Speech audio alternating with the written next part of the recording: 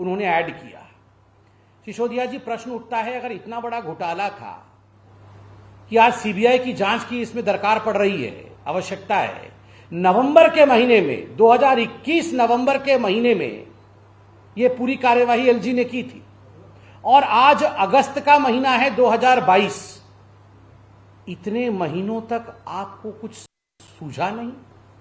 एक बार कोई पीसी किया हो, एक बार इस विषय को लेकर आपने विधानसभा में चर्चा की हो, एक बार इस विषय को लेकर आप जनता जनार्दन के सामने आए हो, तो आप बताइए आज अचानक इतने महीनों के बाद, नवंबर से लेके आप अगस्त में जगे हैं, क्या कारण है? कारण एक ही है, मनीष सिसोदिया जी के पीछे और आम आदमी के पीछे जब सीबीआई, ईडी और इकोनॉमिक ऑफेंस विंग लगी, तो अचानक इनको याद आया कि अच्छा, अब ये पूरा मामला डाइवर्ट कैसे किया जाए, बलि का बकरा किसी और को कैसे बनाया जाए, तो एलजी को घसीट कर लेकर आओ। एलजी बेचारा प्रेस कॉन्फ्रेंस तो कर नहीं सकता है, वो तो पॉलिटिशियन नहीं है, तो एलजी के गर्दन के ऊपर चाकू छुरी चलाते हैं। यह हकीकत है कि नवंबर से आज तक ये बैठे हुए थे। मनीष सिसोदिया जी और अरविंद केजरीवाल जी ने क्या क्या गड़बड़ी की है इस पूरे न्यू एक्साइज पॉलिसी में, मैं आपको संक्षेप में बताना चाहूंगा। नंबर एक, जो मैन्युफैक्चरिंग कंपनी होती है वो रिटेल में अलाउड नहीं होती है, मगर मैन्युफैक्चरिंग कंपनी को मनीष सिसोदिया जी ने रिटेल में अलाउड किया। दूसरा, जो ब्लैकलिस्टेड कंपनी होती है, वो ब्लैकलिस्टेड कंपनी भी, उनको ये ठेके खोलने की अनुमति नहीं होती। ब्लैकलिस्टेड कंपनी ना टेंडर दे सकते हैं ना ठेके खोल सकते हैं, मगर ब्लैकलिस्टेड कंपनियों ने ठेके खोले हुए हैं। तीसरा विषय, कार्टेल। ये कार्टेल जो मिली भगत होती है, ये कार्टेल भी टेंडर में अलाउड नहीं होता है, मगर यहां कार्टेल को भी मनीष सिसोदिया जी ने अलाउ किया। और ऐसा नहीं है कि जो सजग प्रहरी हैं दिल्ली के वो चुप रहे, कुछ जो सजग प्रहरी हैं, कुछ कार्यकर्ता हैं, उन्होंने एक्साइज कमिश्नर को इस विषय में, एक्साइज डिपार्टमेंट को इस विषय में चिट्ठी लिखा, और बदले में एक्साइज विभाग ने नवंबर 2021 को ही मनीष सिसोदिया जी को और आम आदमी पार्टी को यह सो कॉज नोटिस दिया। This is the show cause notice.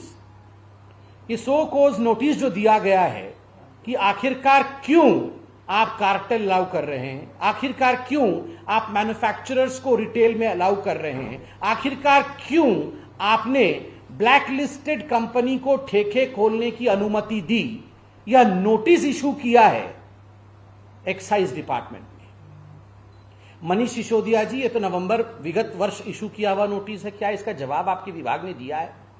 नहीं दिया है तो क्यों नहीं दिया है? दिया है तो आप इसके उत्तर को सार्वजनिक करिए, आप इसको पब्लिक डोमेन में डालिए कि इसका उत्तर क्या है।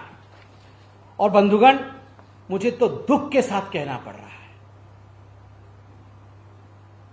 कि विगत वर्ष जब कोरोना अपने चरम पर था, जब यहां पर लड़ाई चल रही थी कि माइग्रेंट वर्कर को किस प्रकार से वैक्सीन लगाया जाए, माइग्रेंट वर्कर को किस प्रकार से सेवा ही संगठन के माध्यम से भारतीय जनता पार्टी भोजन इत्यादि पहुंचाने की तैयारी में थी, उस समय बस भेज करके अरविंद केजरीवाल जी, जो माइग्रेंट वर्कर थे, उनको दिल्ली से बाहर जाने का रास्ता दिखा रहे थे। ठीक उसी समय मनीष सिसोदिया जी की विभाग और मनीष सिसोदिया जी स्वयं क्या कर रहे थे? महापाप कर रहे थे। 144 करोड़ रुपया, 144 करोड़ रुपया मनीष सिसोदिया जी ने शराब कंपनियों का माफ किया। शराब कंपनियों का, आप सोचिए, यह भारत के इतिहास में पहली बार हुआ है कि शराब कंपनियों के पैसे को माफ किया जाए। पहली बार इस प्रकार से हुआ है। एक तो आप रेसिडेंशियल एरिया में, स्कूल के बगल में, धार्मिक क्षेत्रों के बगल में, मंदिर के बगल में, गुरुद्वारे के बगल में, मस्जिद के बगल में, बच्चों के रिहाई स्थान के बगल में, सोशल स्ट्रक्चर्स के पड़ोस में आपने नियम को ताक में रखकर, कानून को ताक में रख करके आपने शराब के दुकान खोले। एलजी के ऑब्जेक्शन के बावजूद आपने पूरे दिल्ली के नॉन कंफर्मिंग एरिया में शराब के ठेके खोल दिए। और तो और कोरोना के कार्यकाल में 144 करोड़ रुपया आपने बिना परमिशन के इन शराब की कंपनियों के ठेकों के माफ किए। बाद में रियलाइज हुआ मनीष जी को, अच्छा मैंने माफ तो कर दिया है मगर परमिशन तो कैबिनेट से लिया नहीं है। तो पहले माफ कर दिया, बाद में कैबिनेट की मीटिंग हुई और उस कैबिनेट की मीटिंग में निर्णय लिया गया न बही न खाता, जो कहे मनीष सिसोदिया वही सही है, किसी चीज की आवश्यकता नहीं है, जो भी मनीष सिसोदिया जी कहेंगे वो सही है। इस प्रकार से पारित किया गया। मगर मनीष जी को भी रियलाइज हुआ कि यह तो गलत हो जाएगा, धरपकड़ तो होगी। फिर इसको भी, ये नोटिस भी कैंसिल करवाया, नहीं ये भी कैंसिल। सोचिए, गैर कानूनी काम करने से कहा जाता है ना, एक झूठ को छुपाने के लिए 100 झूठ बोलना पड़ता है और अंततोगत्वा पकड़े जाते हैं। ये 144 करोड़ रुपीस कैंसिल करा करके, माफ करा करके अंततोगत्वा आज पकड़े गए हैं। आज सीबीआई की जांच बैठी है, ईडी की जांच बैठी है। और मैं सवाल पूछता हूं, अभी पार्लियामेंट में सीना ठोक ठोक के संजय सिंह जी, उनके जो सांसद है, कह रहे थे बहुत फायदा होगा, हजारों हजार करोड़ रुपए के फायदे हो जाएंगे ये न्यू एक्साइज पॉलिसी से। ये तो अभी 10 दिन 15 दिन पहले बोल रहे थे।